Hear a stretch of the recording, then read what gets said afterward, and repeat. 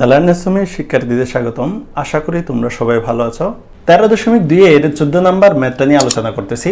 14 নম্বর ম্যাথে বলছে log 2 plus log 4 plus log 8 plus dot dot ধারাটির প্রথম 10টি পদের সমষ্টি কত। এই যে ধারা, এটাকে দিয়ে আমরা লিখতে পারি ইকুয়াল টু দিয়ে log 2 প্লাস log 4 কে আমরা 2 স্কয়ার লিখতে পারি, log 8 কে আমরা 2 কিউব লিখতে পারি, plus dot dot dot equal to log 2 plus 2 log 2 plus 3 log 2 plus dot dot dot। এখানে যখন লগের ক্ষেত্রে আমরা যে সংখ্যাটা লগ থাকে তার উপর যদি কোনো পাওয়ার থাকে তাকে সহগ লেখা যায়। সেমভাবে এখানে যে 2 কিউব আছে তাই কিউবটা সহগ হয়ে গেছে। তাইলে এখন এই যে ধারা, এই ধারাটা যদিও গুণোত্তর ধারার অধ্যায়ে দেওয়া আছে, আসলে এটা কিন্তু সমান্তর ধারা। আমরা কারণ এটা যদি অনুপাত বের করি আমরা পাবো 2 log 2 ডিভাইডেড বাই 2, এই 2 যদি 2 log 2 ডিভাইডেড বাই log 2, এই log 2 যদি চলে যায় থাকবে 2, আর এখানে পরে যে 3 log 2 আছে 3 log 2 ডিভাইডেড বাই 2 log 2, এই log 2 যদি কাটাকাটি যায় তাহলে থাকবে 3 ডিভাইডেড বাই 2। তাহলে এই যে এখানে পাইছি 2, এখানে পাইছি 3 ডিভাইডেড বাই 2, তাইলে এই সাধারণ অনুপাত আর এর মানটা কিন্তু সবসময় কি হচ্ছে না, সমান হচ্ছে না। তাহলে এই আর এর মান যদি সবসময় সমান না হয় তাহলে তাকে আমরা গুণোত্তর ধারা বলতে পারবো না। তাইলে এটা সমান্তর ধারা এখানে একটু টেস্ট করে যদি দেখি, দ্বিতীয় পদে আছে 2 log 2, প্রথম পদ হচ্ছে log 2, তাইলে বিয়োগ করলে আমরা দুইটা log 2 থেকে একটা log 2 চলে গেলে আরেকটা log 2 থাকবে। তৃতীয় পদ থেকে 3 log 2 মাইনাস 2 log 2, দ্বিতীয় পদ যদি বিয়োগ করি তখনও আমরা কিন্তু log 2 পাই। তাইলে এই যে বিয়োগফল কিন্তু উভয় ক্ষেত্রে আমরা সমান পাইছি, তাই এই যে ধারা, এই ধারাটাকে আমরা সমান্তর ধারা বলতে পারি। তাইলে আমরা লাস্ট লাইন পাইছিলাম log 2 plus 2 log 2 plus 3 log 2 plus dot dot. এই ধারাটার আমাদের 10টা পদের সমষ্টি বের করতে হবে। তাইলে দেওয়া আছে দিয়ে আমরা লিখতে পারি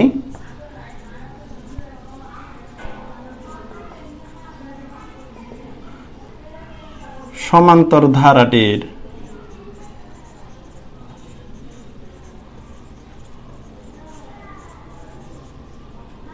প্রথম পদ a equal to log 2 সাধারণ অন্তর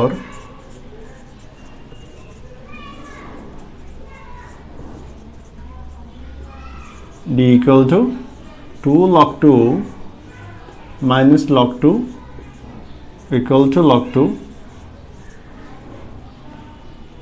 আমরা জানি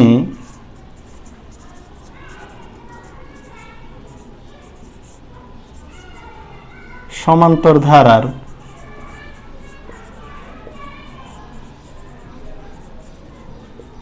n সংখ্যক পদের সমষ্টি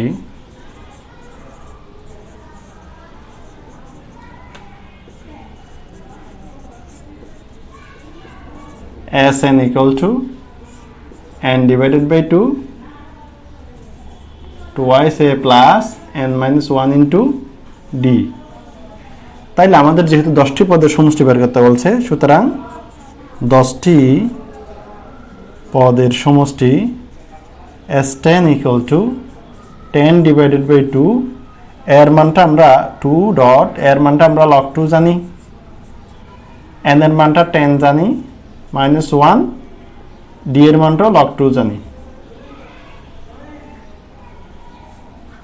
সমান দিয়ে আমরা লিখতে পারি 10 কে 2 দিয়ে ভাগ করলে 5 পাবো, 2 log 2 প্লাস 10 থেকে 1 চলে গেলে 9 log 2।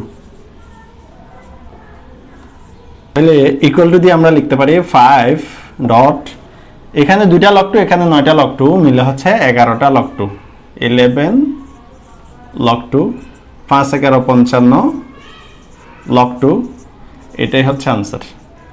15 নম্বর ম্যাথে বলছে log 2 plus log 16 plus log 512 plus dot dot ধারাটির প্রথম 12টি পদের সমষ্টি নির্ণয় করো। ধারাটাকে আমরা একটু চাইলে সাজাতে পারি, ইকুয়াল টু দিয়ে লিখতে পারি log 2 প্লাস লগ 16টাকে আমরা 2^4 লিখতে পারি। লগ এটাকে কিভাবে লেখা যায় সেটা একটু ক্যালকুলেশন করব কিভাবে। 512 2 দিয়ে যদি ভাগ করি 2 দুগুণে 4, 5 দুগুণে 10, 6 দুগুণে 12, 2 দিয়ে ভাগ করলে 2 একে 2, 2 দুগুণে 4, 8 দুগুণে 16, 2 দিয়ে ভাগ করলে 6 দুগুণে 12, 4 দুগুণে 8, 2 দিয়ে ভাগ করলে 3 দুগুণে 6, 2 দুগুণে 4, 2 দিয়ে ভাগ করলে 2 একে 2, 6 দুগুণে 12, 8 দুগুণে 16, 4 দুগুণে 8, 2 দুগুণে 4। তাহলে 1টা 2টা 3টা 4টা 5টা 6টা 7টা 8টা 9টা। তাইলে আমরা এটাকে লিখতে পারি 2^9 plus dot dot equal to দিয়ে আমরা লিখতে পারি log 2 প্লাস এই 4টাকে যদি আগে নিয়ে আসি তাহলে আমরা লিখতে পারি 4 log 2। এখানেও 9টাকে যদি আগে নিয়ে আসি তাহলে আমরা লিখতে পারি 9 log 2 plus dot dot dot. তাইলে এখানেও log 2 আছে, এখানেও log 2 আছে, এখানেও log 2 আছে। তাইলে আমরা log 2টা কমন নিব। তবে এখানে যেহেতু log 2টা পরে আছে তাই log 2টাকে পরে রাখবো। এখানে যদি log 2টাকে আমরা আগে রাখি, সংখ্যাগুলোকে পরে রাখি, পরে ক্যালকুলেশনটা গুণ করে ভুল করার সম্ভাবনা থাকে, তাই log 2টাকে অবশ্যই আমরা পরে রাখবো। তাইলে এখানে log 2 যদি কমন নিয়ে ফেলি 1 থাকবে, প্লাস এখানে log 2 কমন নিলে 4 থাকবে, এখানে log 2 কমন নিলে 9 থাকবে, plus dot dot dot log 2। তাইলে এই যে log 2 এটা আমরা যদি আগে রাখি, যখন এটার ক্যালকুলেশন করব, করার পর যেমন এটা log 2 আছে, এখানে যদি আরেকটা সংখ্যা আমরা যোগফল আকারে পাই সেটা এই জায়গায় যদি বসাই, ধরে নিলাম সেটা 10 পাইছি, তাইলে এই 10টা যদি এর সাথে গুণ করে দিই তাহলে কিন্তু log 20 চলে আসবে। আসলে ক্যালকুলেশনটা এভাবে হবে না, কারণ আমরা এখানে যে বিষয়গুলো কমন নিয়েছি এগুলো কিন্তু এই 2 এর পাওয়ার ছিল। তাইলে এই পাওয়ার অবস্থার জিনিসটাকে গুণ অবস্থায় যদি এভাবে লিখি ম্যাথটা ভুল হয়ে যাবে। তাই অবশ্যই শিক্ষার্থীরা এই যে log 2 এই log 2টাকে পরে রাখবে, যাতে সেটাকে সহগ হিসেবে আমরা পাই। যেমন এই মানগুলো যদি এখানে বসাই, আমরা যোগফলটা যে মানটা পাবো সেটা আগে লিখবো, যার ফলে সেটা যদি লগের উপরে নিয়ে এখানে 2 এর উপরে নিয়ে যেতে চাই তাহলে পাওয়ার হিসেবে ঠিক থাকবে। তাই log 2টা আমরা অবশ্যই পরে রাখবো। তাইলে আমাদের এই ধারাটার 12টা পদের সমষ্টি বের করতে হবে। তাইলে এই লাইনটাকে আমরা আর একটু সাজাতে পারি, সেটা হচ্ছে 1 plus 2 square plus 3 square plus dot dot dot. তাহলে এখানে 1 এর উপর স্কয়ার চাইলে আমরা একটা দিতে পারি ক্যালকুলেশনের সুবিধার জন্য, পরে log 2টা যেমন আছে তেমন দিলাম। তাহলে এই যে n সংখ্যক এখানে আমরা বর্গ আকার দেখতেছি, যেগুলো স্বাভাবিক সংখ্যার বর্গ আকার। তাহলে স্বাভাবিক সংখ্যার বর্গ আকারের যে সূত্র আছে n সংখ্যক স্বাভাবিক সংখ্যার বর্গের সমষ্টি, ওই সূত্রটা আমরা প্রয়োগ করব। এখানে n এর মানটা কিন্তু অলরেডি 12 হিসেবে দেওয়া আছে। তাহলে আমরা লাস্ট লাইনটাকে একটু উপরে লিখলাম। এই যে এই ধারার 12টা পদের সমষ্টি আমরা বের করতে যাব। তাহলে আমরা জানি দিয়ে লিখতে পারি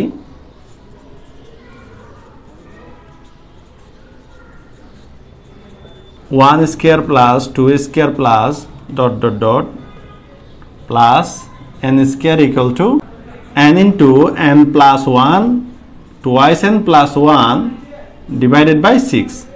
তাহলে সুতরাং এখানে যেহেতু 12 আছে তাই আমরা এটাকে চাইলে 1 square plus 2 square plus dot dot 12 square equal to n এর মান যেহেতু 12 লিখছি তাই এখানে আমরা এই জায়গায় 12 লিখব।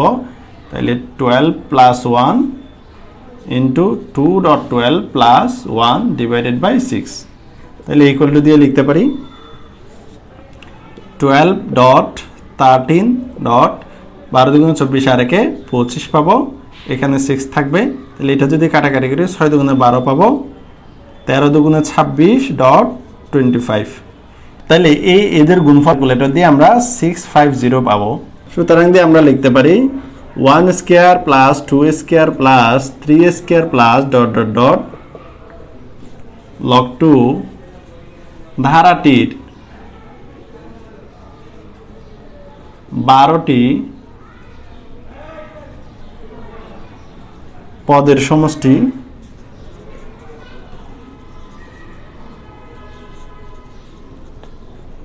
সমান 650 log 2।